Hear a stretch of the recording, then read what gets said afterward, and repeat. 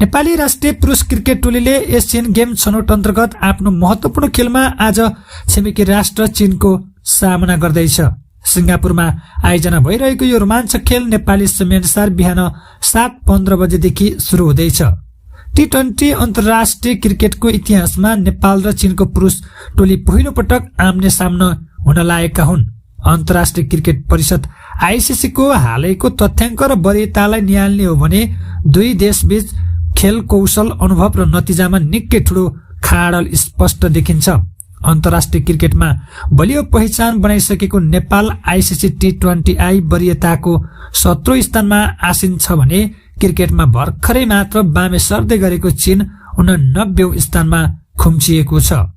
वरियतामा नेपाल चीन भन्दा 72 स्थान माथि रहेकाले यो खेल ऐतिहासिक रूपमा एकपक्षीय र रोचक हुने अनुमान गरिएको छ।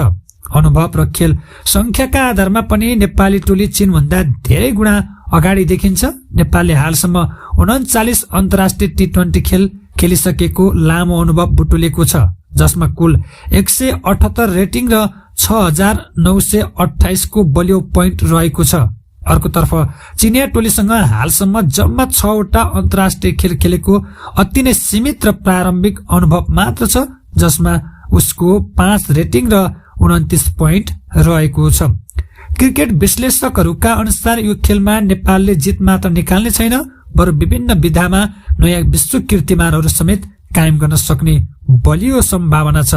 यसअघि सन् 2023 को एसियन गेममा कमजोर मंगोलिया विरुद्ध 314 रनको ऐतिहासिक र अभूतपूर्व विश्व कीर्तिमानी योगफल खडा गरेको नेपालले आज चीन विरुद्ध पनि सोही आक्रामक रणनीति अपनाउने दाव हेरेको छ। विशेष गरी टस जितेर नेपालले पहिले ब्याटिङ गरेको खण्डमा कुशल भुर्तेल, आशिष शेख र रोहित पौडेल जस्ता अनुभवी ब्याटरहरूले पुनः एकपटक विशाल योगफल बनाउनेछ। साथै दिपेन्द्र सिंह, कुशल मल्ल जस्ता विस्फोटक ब्याटरहरूको लागि द्रुत रन, सबैभन्दा छिटो शतक वा अर्धशतकको आफ्नै पुरानो रेकर्डलाई थप परिमार्जन गर्ने एउटा सुनौलो अवसर बन्न सक्छ। बलिङ तर्फ विश्व चर्चित स्पिनर सन्दीप लामिछाने र तीव्र गतिका बलर सोमपाल कामीको घातक बलिङ सामु चिनिया ब्याटरहरूलाई क्रिजमा टिक्न निकै सकस पर्ने निश्चित छ। नेपालको सम्भावित प्लेइङ 11 मा भने कुशल भुर्तेल, आशिष शेख, रोहित पौडेल, कुशल मल्ल, दिपेन्द्र सिंह एरी, सन्दीप जोरा, लोकेश बम, सोमपाल कामी, नन्दन यादव, सन्दीप लामिछाने र शेर मल्ललाई मौका दिन सक्ने सम्भावना उच्च रहेको छ।